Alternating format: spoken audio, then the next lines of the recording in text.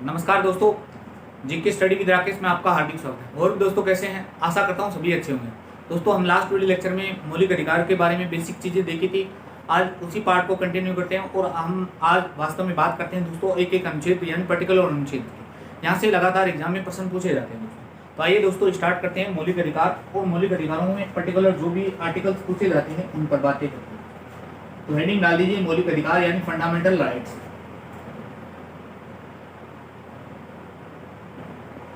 पहला मौलिक अधिकार है दोस्तों जिसका हमें आर्टिकल 12 में क्या लिखा हुआ है? अनुच्छेद 12। यहां लिख देता हूं अनुच्छेद 12।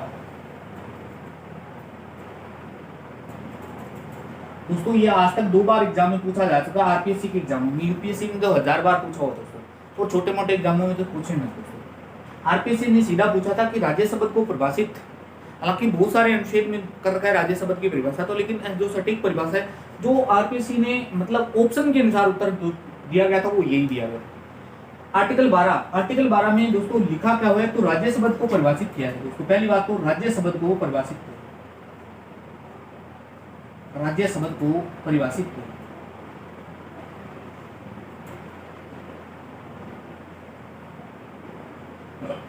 तो सीधा प्रश्न आया था दोस्तों आरपीएससी में कि राज्य शब्द की डेफिनेशन भारतीय संविधान के किस अनुच्छेद में उल्लेखित है? तो 12 और 36 दो अनुच्छेद है दोस्तों, उसमें 12 दिया हुआ था दोस्तों ऑप्शन में। ऐसे तो बहुत सारे अनुच्छेदों में दोस्तों। नेक्स्ट इसी के अंतर्गत आप याद रखें, यानी आर्टिकल 12 के अंतर्गत राज्य शब्द को परिभाषित किया गया। अब आप कहेंगे राज्य किसे कहते हैं? राज्य किसे कहते हैं? हमारा सवाल ये है। तो वे सारी संस्थाएं जिनकी स्थापना सरकार ने की है, वे सारी संस्थाएं जिनकी स्थापना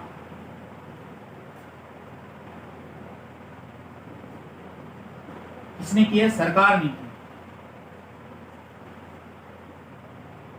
वो सब राज्य की श्रेणी के अंतर्गत आते हैं। यहां राज्य का मतलब स्टेट से नहीं है दोस्तों, सेंटर से है। अब आप कहेंगे क्या सरकारी संस्थाएं, इसका मतलब प्राइवेट संस्थाएं इसके अंतर्गत नहीं आती? तो दोस्तों प्राइवेट संस्थाएं इसी आर्टिकल में स्पष्ट उल्लिखित है कि प्राइवेट संस्थाएं में यानी वे सरकारी संस्थाएं, सरकारी संस्थाएं, वे सारी सरकारी संस्थाएं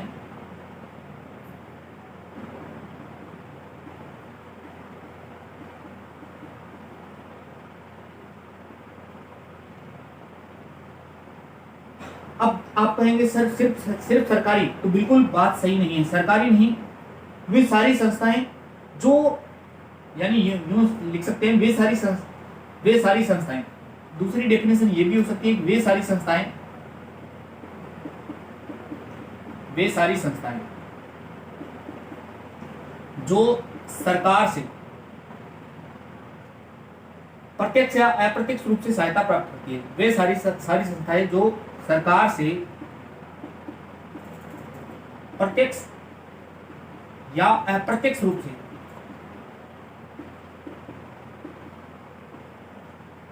सहायता प्राप्त करती है,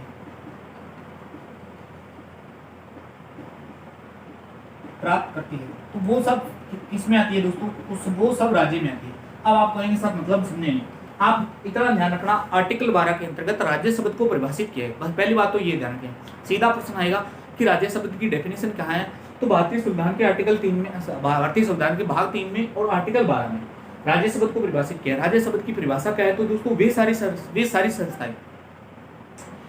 सरकारी संस्थाएं जिनकी स्थापना सरकार ने की है। सीधी सी बात है, सरकारी।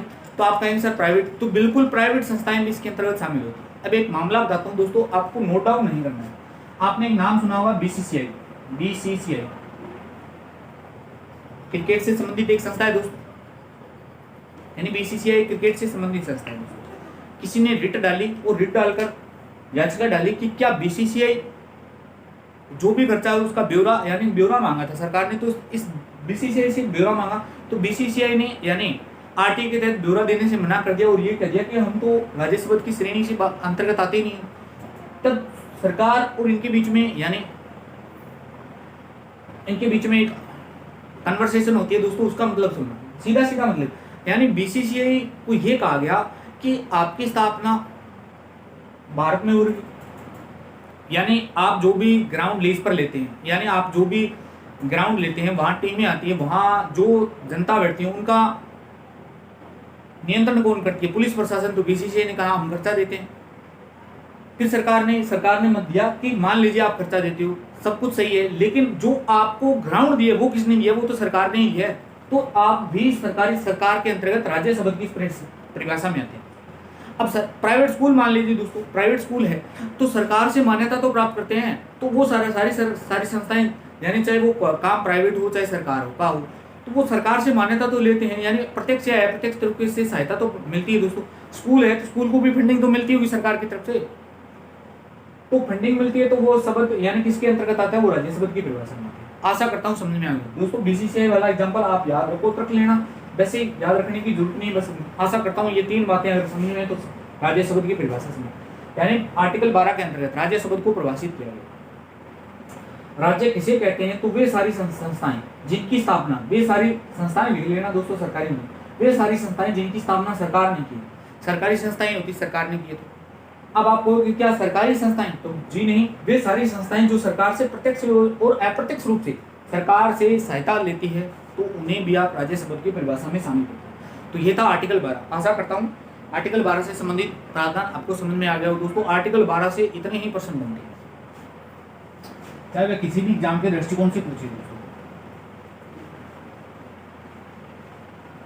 अगर सिंपल भाषा में समझना चाहो राज्य शब्द की यानी भौगोलिक संकेतक देखें तो राज्य शब्द किसे कहते हैं दोस्तों? तो राज्य यूं भी लिख सकते हैं कि राज्य संप्रभु होना चाहिए। अब संप्रभु का भी अपना एक मतलब होता है, प्रस्तावना में मैंने बता रखा होगा। राज्य का कोई निश्चित आकार हो, ये 4 तत्व एलिमेंट्स होते हैं दोस्तों। ये आप प्रस्तावना वाली वीडियो में देख लेना दोस्तों, मैंने आपको बता रखे हैं। आशा करता हूँ आप वीडियो बैक करेंगे और प्रस्तावना वाले लेक्चर को देखेंगे, वहां मैंने आपको ये अच्छे तरीके से एक्सप्लेन कर रखा होगा कि राज्य शब्द की परिभाषा क्या है, और ये आज तक आरपीसी में 2 बार पूछा जा चुका है इस प्रकार से। नेक्स्ट बात करें दोस्तों आर्टिकल 13 में। भारतीय संविधान का सबसे महत्वपूर्ण आर्टिकल आता है आर्टिकल 13, अनुच्छेद 13। अब दोस्तों अनुच्छेद 13 में क्या उल्लेखित है? पहली बात, अनुच्छेद 13 में क्या उल्लेखित है? तो न्यायिक पुनरावलोकन का आधार है। इसमें लिखा हुआ है कि न्यायिक पुनरावलोकन का आधार, न्यायिक पुनरावलोकन का आधार।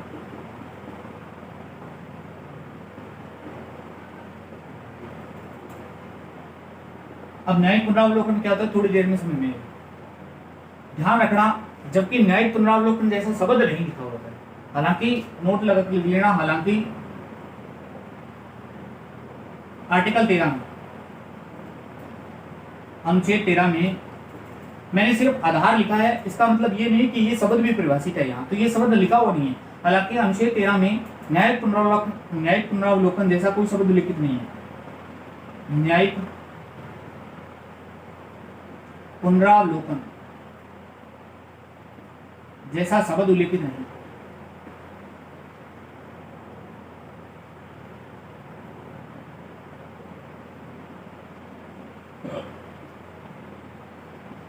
ये बात साथ साथ में ध्यान रखना, यूपीएससी या पीसीएस इस प्रकार के एग्जाम में यानी कथन एवं कारणों से पूछ लेती है। सीधा कथन आएगा कि अनुच्छेद 13 में न्यायिक पुनरावलोकन का आधार है। दूसरा स्टेटमेंट आ जाता है अनुच्छेद 13 में न्यायिक पुनरावलोकन शब्द उल्लेखित है, तो बिल्कुल ये बात गलत हो जाएगी। न्यायिक पुनरावलोकन शब्द जैसा शब्द उल्लेखित ही नहीं है। अब ये न्यायिक पुनरावलोकन क्या होता है दोस्तों? तो मैंने आपको 1 नंबर वीडियो देखना दोस्तों, यहाँ जहाँ से मैंने आपको स्टार्टिंग में बताया था कि सरकार कितने प्रकार की होती है, यानी सरकार 2। मैंने आपको एक बात बताई थी, जैसे कार्यपालिका में दोस्तों एक तो होती है संसद के 3 सदन होते हैं दोस्तों, यानी कार्यपालिका में मैंने बताया था एक तो संसद हो जाएगी दोस्तों, एक हो जाएगी कार्यपालिका में स्वयं राष्ट्रपति, यानी कार्यपालिका हो जाएगी दोस्तों। एक होती है न्यायपालिका, यानी संसद का मतलब व्यवस्थापिका भी आप लिख सकते हैं, व्यवस्थापिका, कार्यपालिका और न्यायपालिका। व्यवस्थापिका का काम क्या होता है? कोई भी कानून को निर्माण करना दोस्तों, कानून का लागू करने का कार्य किसका होता है? कार्यपालिका का।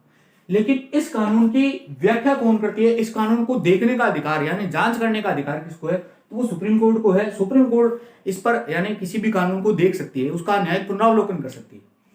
जैसे हाल फिलहाल के आपने देखा होगा 16वां संविधान संशोधन हुआ था कॉलेजियम व्यवस्था को लेकर, और उसे चैलेंज किया गया था और सुप्रीम कोर्ट ने उसे डिलीट भी कर दिया था।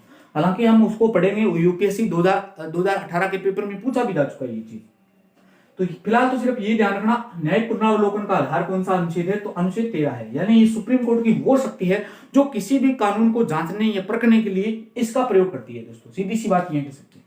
अब बात करते हैं दोस्तों आर्टिकल 13(1) के सबक्लोज की। अनुच्छेद 13 सबक्लोज 1, इसमें क्या उल्लेखित है? आर्टिकल 13(1) में लिखा है न्यायिक पुनरावलोकन का आधार है। हालांकि न्यायिक पुनरावलोकन कोई भी ऐसी विधि जो संविधान लागू होने से पहले की है, वह विधि कोई भी, यानी आर्टिकल 13(1) में क्या लिखा हुआ है, कोई भी ऐसी विधि, कोई भी ऐसी विधि जो संविधान के लागू होने से पहले की है, लागू होने से पहले की है,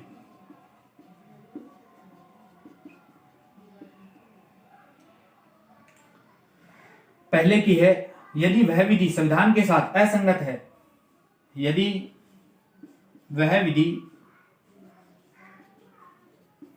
संविधान के साथ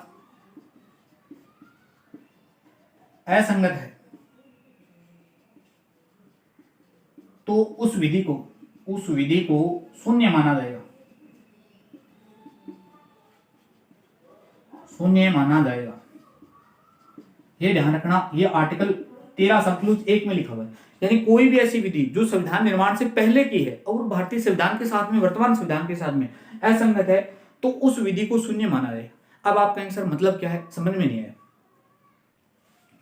तो दोस्तों आर्टिकल 14 इसका, यानी एक आईपीसी की धारा है दोस्तों, फॉर एग्जाम्पल बता रहा हूं, फॉर एग्जाम्पल आईपीसी की धारा है 497। बस फिलहाल आईपीसी की धारा मत याद रखना दोस्तों, आप तो ये ध्यान रखना जो आर्टिकल 14 और 21 का उल्लंघन करती है दोस्तों।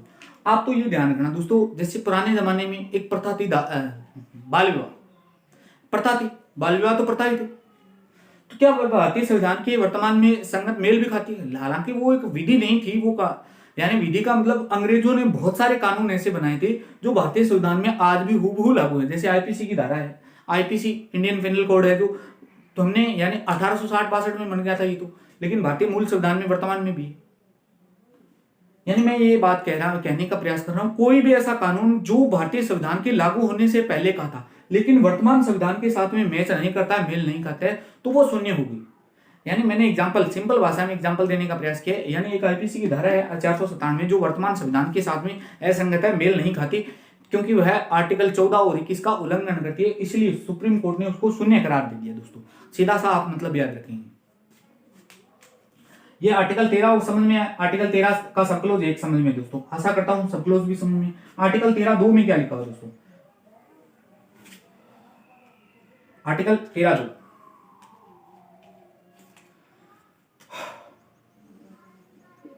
अनुच्छेद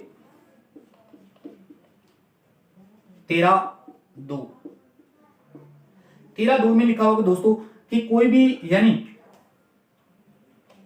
इस संविधान के लागू होने के बाद कोई भी विधि संविधान के साथ असंगत है, इस संविधान के लागू होने के बाद, लागू होने के बाद कोई भी विधि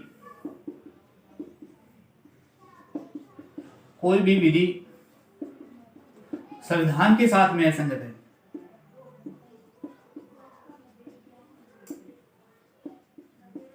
तो भी वह शून्य होगी, वह शून्य होगी। अब आप इसका क्या मतलब दोस्तों, तो सीधा सीधा मतलब है, यानी कोई भी संविधान, यानी ये बात है संविधान के लागू होने से पहले की, और बाद की बात है संविधान के लागू होने के बाद की। बाद का मतलब है दोस्तों 99वां संविधान, 99वां एग्जाम्पल लिख लेना दोस्तों, इसका एग्जाम्पल है 99वां संविधान संशोधन, एग्जाम्पल 99वां संविधान संशोधन, यानी जो कॉलेजियम व्यवस्था को लेकर 99वां संविधान संशोधन हुआ दोस्तों। सुप्रीम कोर्ट को कॉलेजियम व्यवस्था, यानी सुप्रीम कोर्ट की जो जजों की नियुक्ति है वो कॉलेजियम व्यवस्था से होगी, और कॉलेजियम व्यवस्था को सुप्रीम कोर्ट ने डिलीट कर दिया था। तो इसका एग्जांपल याद रखना, यूपीएससी 2018 का प्री का पेपर उठा लेना दोस्तों, ये सवाल पूछा हुआ है। आर्टिकल 13(2) यानी 13 का सब क्लोज 2 है क्या, कोई भी ऐसी विधि जो संविधान के लागू होने के बाद में नहीं और वो वर्तमान संविधान के साथ में असंगत है। दोस्तों आपको एक सुंदर सा एग्जाम्पल देता हूँ। वीपी मंडल से पहले भी आरक्षण व्यवस्था को लागू करने का प्रयास किया गया था, एक मंडल कमीशन बनेगा दोस्तों, हाल फिलहाल चर्चा में हुई है ओबीसी जो आरक्षण है। मैं आरक्षण की बात नहीं करूंगा, आरक्षण की बात करना मतलब तलवार की धार पे बोलना होता है दोस्तों। फिलहाल मैं ये बात कर रहा हूँ कि जो मंडल से पहले यानी वीपी मंडल से पहले एक आरक्षण का प्रावधान किया गया था दोस्तों, लेकिन वो आरक्षण सीधा दिया, इसलिए सुप्रीम कोर्ट ने उसको खारिज कर दिया। क्यों खारिज कर दिया, हालांकि हम उस पर बाद में चर्चा करेंगे। फिलहाल तो खैर वो चलो चैप्टर आएगा, आर्टिकल 15 आएगा तो उसमें बात करेंगे। फिलहाल आप एक बात याद कर लेना दोस्तों, ऐसा तो इसमें कुछ नहीं है जो समझ में नहीं आए दोस्तों। न्यायिक पुनरावलोकन का आधार, हालांकि अनुच्छेद 13 में न्यायिक पुनरावलोकन जैसा शब्द उल्लेखित नहीं है। अनुच्छेद 13 है, कोई भी ऐसी विधि जो संविधान के लागू होने से पहले, कोई भी आईपीसी की धारा है जो संविधान के साथ में मेल नहीं खाती है तो उसको जीरो माना जाएगा, डिलीट नहीं जीरो माना जाएगा दोस्तों। कोई भी ऐसी विधि जो संविधान के लागू होने के बाद में है उसको भी आप रद्द कर सकते हैं दोस्तों, यानी सुप्रीम कोर्ट उसको रद्द कर सकता है दोस्तों, यानी वो असंगत मानी जाती है। तो ये आर्टिकल 13 सब क्लोज 1, 13 सब क्लोज 2। अब बात करते हैं आर्टिकल 13(3) की।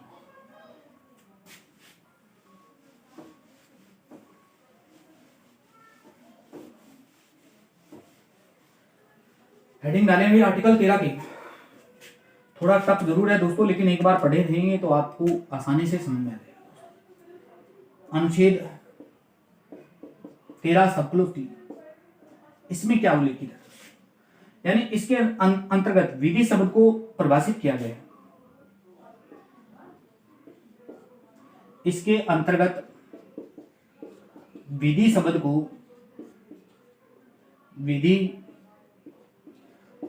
को परिभाषित किया गया।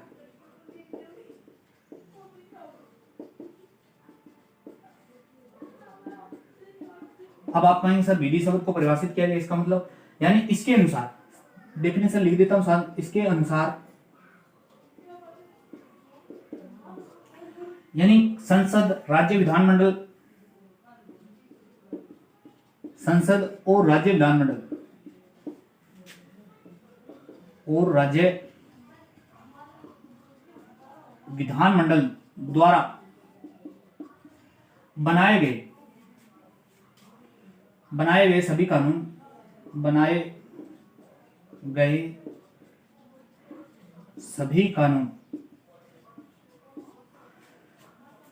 अध्यादेश,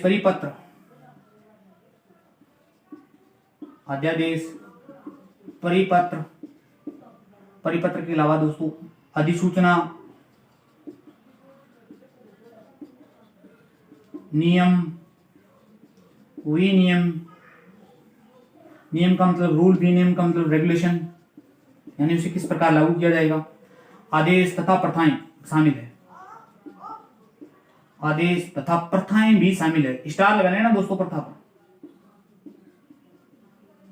यानी कोई भी ऐसी प्रथा जो विधि, आप कहोगे कोई ऐसी प्रथाएं जो विधि शब्द का परिभाषित नहीं करती, तो भारतीय जो संस्कृति है उसमें कोई भी प्रथा है तो वह विधि शब्द को परिभाषित करती है, यानी वो विधि शब्द की परिभाषा में आती है।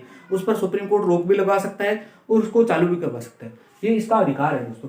तो इसके अंतर्गत विधि शब्द को परिभाषित किया गया। इसके अनुसार संसद तो समझते हैं दोस्तों, राज्य विधानमंडल द्वारा बनाए गए जितने भी कानून होते हैं, अध्यादेश जारी किए जाते हैं दोस्तों। राष्ट्रपति अध्यादेश जारी करता है। परिपत्र को इंग्लिश में ध्यान रखना सर्कुलर कहते हैं। अधिसूचना, नियम को रूल कहते हैं। विनियम यानी रेगुलेशन, आदेश तथा प्रथाएं भी शामिल है। ये सब विधि शब्द की परिभाषा में आते हैं दोस्तों। अब आपको सर अधिनियम क्या होता है, तो अधिनियम मैंने कहीं लिखा है, अधिनियम की डेफिनेशन होती है संसद या राज्य विधानमंडल द्वारा बनाए गए कानून, यानी एक शब्द आता है दोस्तों अधिनियम, बोलकर बता देता हूं दोस्तों, वैसे याद रख लेना। अधिनियम क्या होता है, तो अधिनियम संसद या राज्य विधानमंडल द्वारा बनाया गया कानून। अब आपको भी सर नियम, अधिनियम को लागू करने के लिए कार्यपालिका जो नियम बनाती है उसे नियम कहते हैं दोस्तों। अब आप कहेंगे प्रवर्त विधि, ऐसे कोई भी कानून जो इस संविधान के लागू होने से पहले के हैं उन्हें प्रवर्त कानून भी कह देते हैं। तो ये सब पॉलिटिकल की शब्दावली है। कर इतना तो आप जानते हैं दोस्तों, पढ़ते ही होंगे आशा करता हूं। आर्टिकल 13(3) के अंतर्गत क्या लिखा है, इसके अंतर्गत विधि शब्द को परिभाषित किया गया। इसके अनुसार संसद और राज्य विधानमंडल द्वारा बनाए गए सभी कानून, अध्यादेश, परिपत्र, अधिसूचना, नियम, विनियम, आदेश तथा प्रथाएं भी शामिल है। दोस्तों प्रथा पर स्टार लगा लेना। सीधा पूछ लेता है कि क्या प्रथा को हटा सकते हैं या नहीं हटा सकते हैं, तो बिल्कुल हटाया जा सकता है। ये सब विधि शब्द की परिभाषा में होता है। तो ये था आर्टिकल 3। तो ये तो मूल संविधान के पार्ट थे। अब आर्टिकल 13 का सबक्लोज 4 है, वो मूल संविधान का भाग नहीं, उसको हम नेक्स्ट वीडियो में देखेंगे। यह वीडियो आपको कैसा लगा, लाइक शेयर कमेंट करके जरूर बताना दोस्तों। मिलते हैं नेक्स्ट वीडियो में। जय हिंद, जय भारत।